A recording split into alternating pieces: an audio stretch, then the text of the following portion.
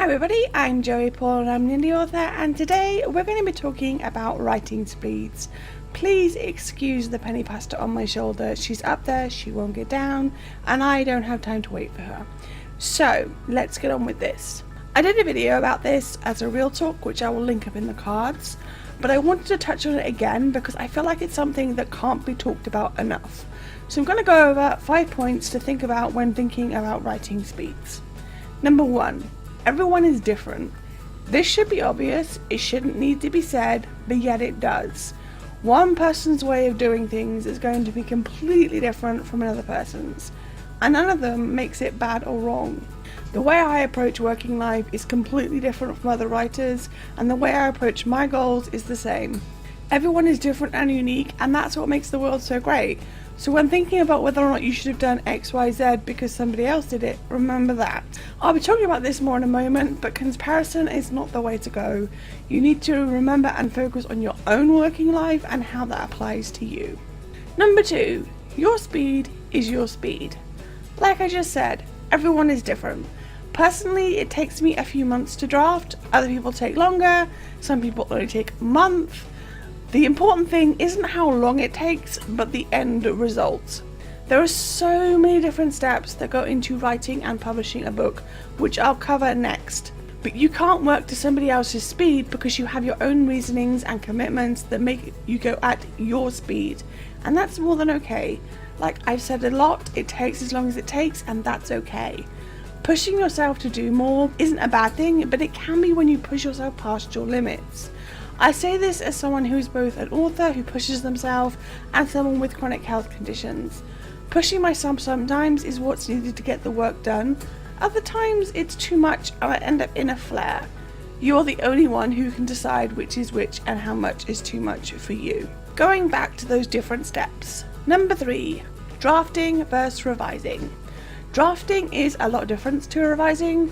When it comes to writing the first draft, you're basically just getting the words on the page and that's it. Personally, I edit as I go simply because it's something that I found works well for me.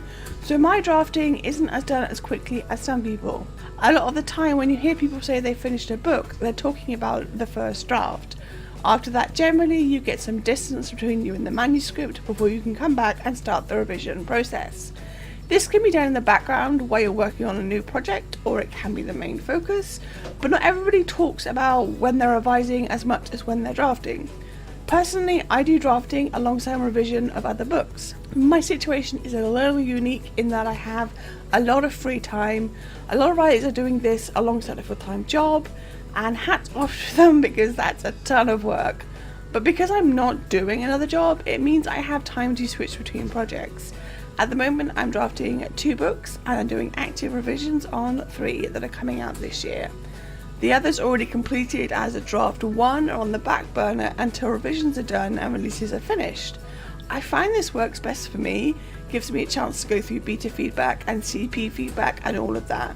So just because you see someone writing a project, it doesn't mean that they're not also revising. Which brings me to this point, number 4, comparison is not good. I know it's something that gets talked about a ton on Authortube, and I feel like it's something I just need to add my 2 cents to. A lot of the time you'll have comparison when you see someone more successful than you, someone who did X, Y, Z and seems to have it all made. You think to yourself, look at so and so, they did this and this and this, I'm nowhere near that, I suck. And while I'm not going to say it's normal, it is completely normal, it's also not productive. And I know that's easy for me to say when I'm guilty of doing the same sometimes, but here's where you have to draw the line. You are not competing with other writers. There are more than enough readers to go around. On top of that, there are, I guarantee, readers who want your story. And they, and you should too, want that story to be the best it can be. Which means ignoring how long it took so and so to draft speed-wise, and making sure that you are on your own track. That you're accepting and realizing that these things take time, and comparison just makes you feel bad and it doesn't help matters. So it's best to avoid it, take a breath and let it go. You'll thank yourself later. And finally, number 5, you do you. This may seem flippant and it may seem a little off, but it's also true. You can only be responsible for what you do. what you achieve, what you write, and so on. While it's difficult at times to pull back on comparison days, and it's hard to see others are achieving around you, focus on the positives of it. What helps me is to remember that I'm in charge of where my career is going, and that just because it seems like the other person is not doing hard work, they are. Because success equals hard work.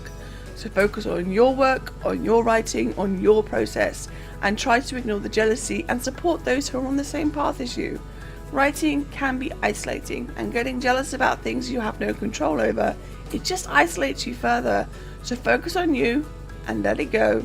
You'll thank yourself along the road. So those are my 5 topics when it comes to writing speeds. It's something I've talked about before, but I wanted to touch on it again, simply because a lot of it that goes on, there's a lot of comparison and ideas that you have to be keeping up with the crowd, and it doesn't need to be that way. So remember to just do your path, do your journey, and keep going. Keep going, keep writing, keep drafting, and just focus on you. So that's all I've got time for today. If you want to support my channel, you can comment or subscribe. I post new videos on Thursdays. You can find me all over social media, and my books are available everywhere. All the links to which are listed below. Thanks for watching, and remember to keep writing. Bye.